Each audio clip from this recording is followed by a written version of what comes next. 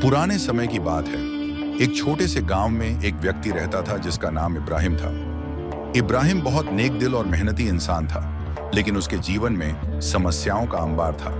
उसके पास एक छोटा सा खेत था, लेकिन बारिश न होने के कारण फसलें सूख गई थीं। उसकी आर्थिक स्थिति इतनी खराब हो गई थी कि वह अपने परिवार का पेट भरने में भी कठिनाई महसूस करने लगा। इब्राहिम के दिल में हमेशा अल्लाह का भरोसा था।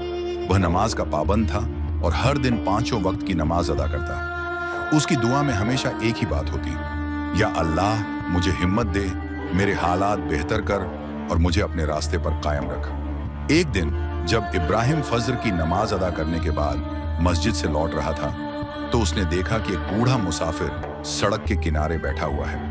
वह बहुत थका हुआ और भूखा लग रहा था। इब्राहिम ने उससे पूछा, आप इस हालत में यहाँ कैसे आए? उस बूढ़े ने कहा, मैं दूर से आया हूँ, लेकिन रास्ते में मेरी सारी जमा पूंजी लुट गई। मैं भूखा और प्यासा हूँ। इब्राहिम उसे अपने घर ले गया, उसे खाना खिलाया और कुछ पैसे भी दिए। बूढ़ा बहुत खुश हुआ और इब्राहिम को दुआएं दी।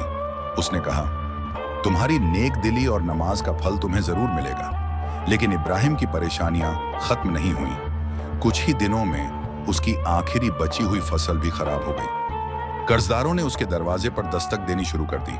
उसके दोस्त और पड़ोसी उसे सलाह देने लगे, नमाज पढ़ने से क्या होगा, काम ढूंढो, कहीं और जाओ।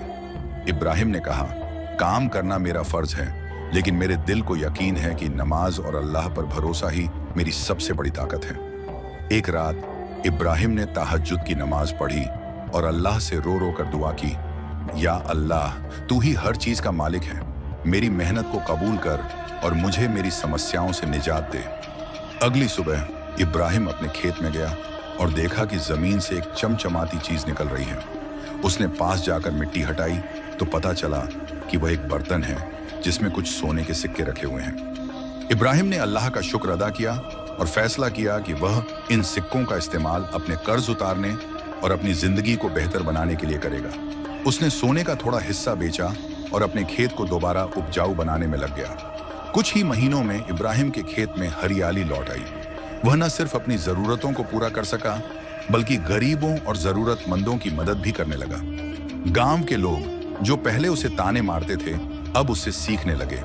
उन्होंने पूछा, इब्राहिम तुम्हें यह सब कैसे मिला?